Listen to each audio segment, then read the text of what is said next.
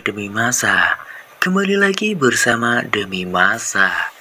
Seperti biasa, Demi Masa akan membahas tentang teori konspirasi yang terjadi di dunia ini.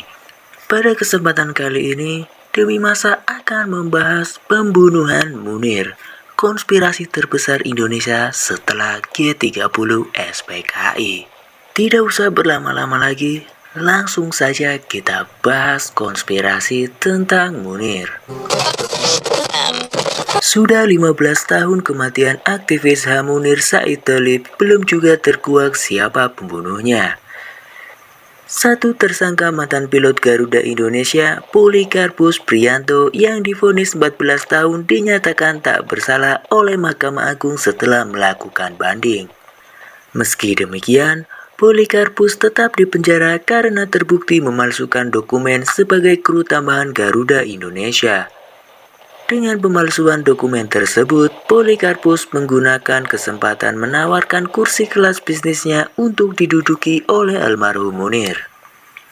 Meski dalam persidangan, Polikarpus dicurigai sebagai anggota Badan Intelijen Negara atau BIN. Namun, Poli membantah dan bebas murni atas tuduhan terlibat pembunuhan Munir pada 29 Agustus 2018 lalu. Sosok Munir adalah aktivis HAM yang vokal terhadap ketidakadilan pada era Orde Baru. Munir sebagai salah satu pejuang bagi orang-orang hilang yang diculik oleh tim Mawar dari Kopassus setelah masa tergulingnya Soeharto dari pemerintahan. Munir ternyata menjadi target pembunuhan selanjutnya. Banyak asumsi menyebut dari Munir, kebenaran tentang kasus penculikan yang pada masa itu akan terkuak. Jauh sebelum namanya melambung, sejak tahun 1998, Munir juga telah berkontribusi memperjuangkan hak asasi manusia. Namun sepak terjang Munir ini harus berakhir saat dirinya tengah melakukan perjalanan dari Jakarta ke Belanda. Tujuan Munir ke Belanda sebenarnya untuk menempuh pendidikan di Universitas Utrecht, Belanda. Sayangnya, ia harus kehilangan nyawa ketika dalam penerbangan dari Jakarta menuju Amsterdam, Belanda pada 7 September 2004. Kematiannya dilingkupi misteri dan teori konspirasi yang belum bisa dibuktikan hingga kini. Kilas balik sejenak, berikut fakta-fakta mencengangkan dari kasus pahlawan HAM Munir. Hasil autopsi. Kematian disebabkan racun arsenik di tubuh Munir. Hasil otopsi yang dilakukan otoritas Belanda, Munir tewas karena menenggak racun arsenik. Pihak keluarga Munir meminta pemerintah membentuk tim pencari fakta yang independen untuk membuka semua tabir kepalsuan yang selama ini tertutupi. Menurut keluarga, jika memakai proses hukum konvensional, maka kemungkinan untuk terungkapnya semakin kecil. Penahanan Polikarpus hanya soal pemalsuan dokumen. Komnas HAM menyoroti persidangan Mudi Purwo Pranjono. Penahanan Polikarpus Budihari Priyanto yang ditetapkan bersalah. Namun, Komisi Nasional HAM atau Komnas HAM menilai masih ada kejanggalan yang belum terungkap. Diduga pemerintah melalui Badan Intelijen Negara atau BIN yang merupakan otak dari penghilangan nyawa Munir secara paksa.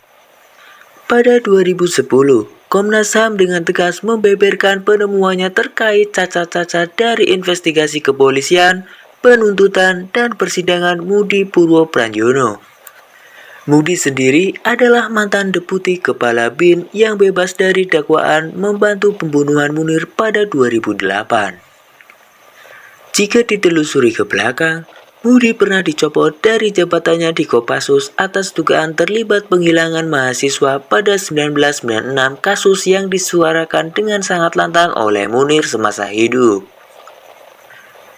Pembunuhan Munir hasil kejahatan konspiratif melibatkan Garuda Indonesia. Pihak Garuda Indonesia tidak melakukan investigasi internal terkait tewasnya Munir. Ketua TPF Munir, Brigadir Jenderal Pol Marsudi Hanafi, menegaskan investigasi internal seharusnya dilakukan Garuda Indonesia seperti tertuang dalam Undang-Undang Nomor 15 Tahun 1992 tentang penerbangan. Kemudian, TPF juga menemukan adanya 3 surat tak lazim yang dikeluarkan Garuda Indonesia dan ketiganya ditunjukkan langsung untuk Polikarpus. Salah satu surat ditandatangani oleh Vice President Corporate Security Garuda Indonesia, Ramalgia Anwar, yang tertanggal 4 September 2004 atau 3 hari sebelum Munir meninggal. Dalam laporan yang dirilis Kontras disebutkan bahwa TPF menyimpulkan terdapat sejumlah bukti material yang menunjukkan pejabat dan karyawan Garuda bersekongkol atau terlibat dalam meninggalnya aktivis HAM Munir. Hasil penyelidikan TPF hilang atau disembunyikan hingga publik tidak mengetahui. Pada akhir 2016, Presiden Joko Widodo memerintahkan Jaksa Agung HM Prasetyo untuk mencari dokumen tersebut. Namun, hingga kini belum ada kejelasan. Banyak pihak meragukan kabar itu. Muncul pertanyaan dasar, dokumen penting seperti itu mengapa bisa hilang? Mungkinkah TPF ataupun pihak istana berlaku serampangan? Bahkan, ada indikasi hasil temuan itu sengaja disembunyikan agar tidak diketahui publik. Koordinator Kontras, Yati Andriani, meyakini bahwa hilangnya dokumen TPF Munir hanya dalih pemerintah saja. Apalagi juru bicara Presiden saat itu, Johan Budi, mengatakan bahwa dokumen itu telah diserahkan oleh bekas Menteri Sekretaris Negara era SBY, Sudi Silalahi, kepada istana. Istri Munir, Suciwati, selalu menggelar aksi kamisan hingga kini sebagai pengingat pemerintah. Kamisan yang digelar untuk mengingatkan pemerintah untuk mengungkap siapa dalang kematian suaminya.